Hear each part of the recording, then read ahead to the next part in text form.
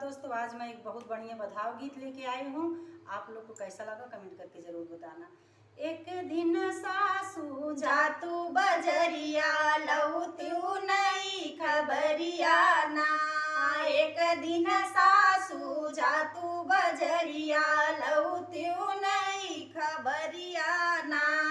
भैया के हमारे बेटा हुए हैं लइके जाबई बधौआ ना।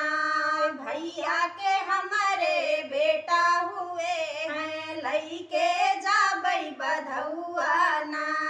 अरे कड़ा छड़ा सुन मन कर कंगना और कमर कर धनिया ना। कड़ा छड़ा सुन मन कर कंगना और कमर कर धनिया ना। अरे भैया जी पूछई अपनी धना से काका लाई बहिनिया ना। भैया जे पूछई अपनी धना से काका लाई बहिनिया ना। अरे कड़ा छड़ा पितरिन कर कंगना और कमर कर धनिया ना। कड़ा छड़ा पितरिन कर कंगना और कमर कर धनिया ना।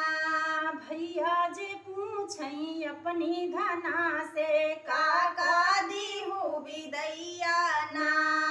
भैया जे पूछई अपनी धना से काका दीहू बिदैया ना। बीच आंगन में नाहन धरा बाहर निमी के पेड़वाना।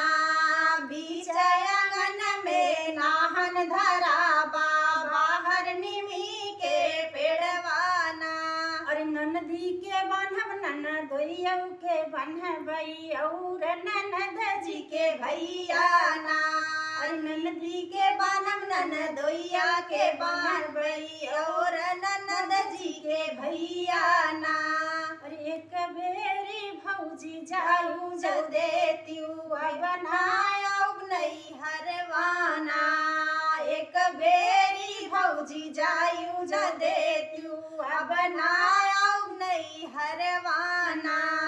रान्हा पड़ोसी सब पूछन लागी काका पाऊ बिदैया ना।